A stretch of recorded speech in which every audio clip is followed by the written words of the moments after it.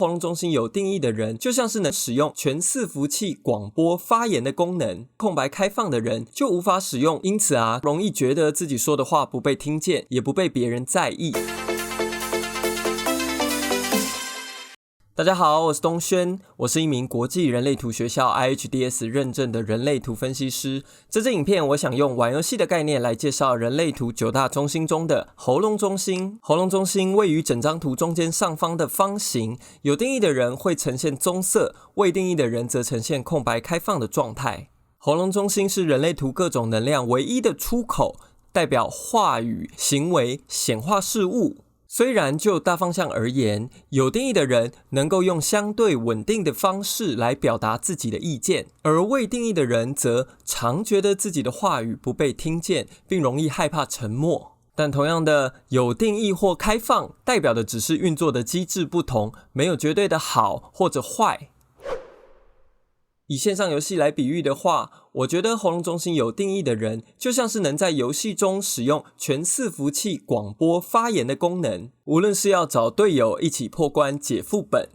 卡关了必须要发问求救，或者是有稀有宝物要贩售等等，只要把讯息发在公屏里，自然而然会有人听见并与他们联络。相对来说，喉咙中心空白开放的人就无法使用全伺服器广播发言的功能，因此空白开放的人较容易觉得自己说的话不被听见，也不被别人在意。当运作不正确时，一部分喉咙中心开放的人会为了消除内在自己的发言不被看见的焦虑，而产生一种补偿作用，可能会不自觉地用一些与众不同的举止或打扮来吸引他人的注意，或者也有一部分喉咙中心开放的人，特别是喉咙中心上方的倒三角阿举那中心同时也是开放的人，会因为对自己的发言充满不确定，进而在发表自我时会需要寻求他人的支持，或者是以附和他人的意见为主。话虽如此，有定义跟空白开放的中心始终是二元并存且密不可分的。有全伺服器广播发言的功能，但并不代表自己的发言比别人的重要或突出，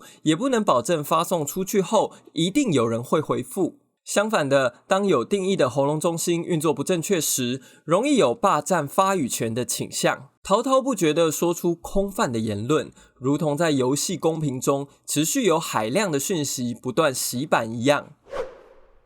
当我们被海量的资讯淹没，如何可以辨别别人说的是真话，而谁只是花言巧语呢？这个时候我们就需要喉咙中心空白开放的人了。虽然他们没有全伺服器广播发言的功能，但却有一个隐藏的技能那就是分辨真话与假话的能力。当喉咙中心空白开放的人运作正确时，他们就像被赋予了一个屏蔽的按钮。当公屏上出现了虚伪不实的内容，他们能够分辨谁说的是真话，并且屏蔽掉不实内容的发话者。但想要解锁这个隐藏技能，就必须要学会与一直觉得自己不被听见的内在压力共处。人类图时常提及等待与对的时机的重要性，对应在空白开放的喉咙中心上，与其一直发话来吸引他人注意，在对的时机开口，反而字字珠玑，那这也是喉咙中心最重要的智慧。你时常觉得自己的声音不被听见吗？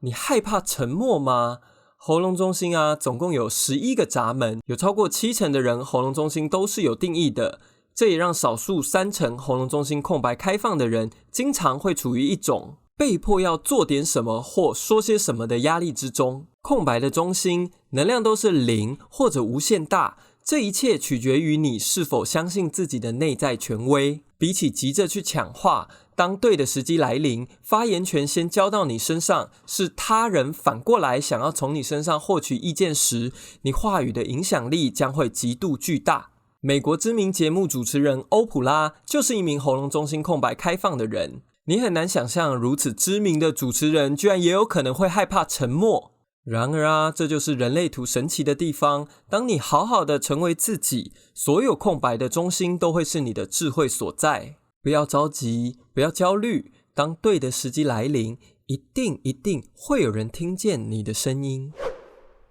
每个人对自己运作模式的感受也会因为个别图中的细节不同而会有所不同。我只是用最基础的概念大致譬喻了喉咙中心的运作方式。如果想要好好认识自己的人类图，建议做一次专业的个人解读，一定会有意想不到的收获。我目前有提供专业的人类图解读服务，有兴趣的朋友可以用 Facebook 粉丝专业讯息或加入 LINE 的官方账号询问细节。影片下方会附上 IHDS 认证分析师清单以及其他补充资料。下集我将继续用玩游戏的概念来介绍人类图9大中心中强大的意志力来源——心中心。我们下期再见，谢谢。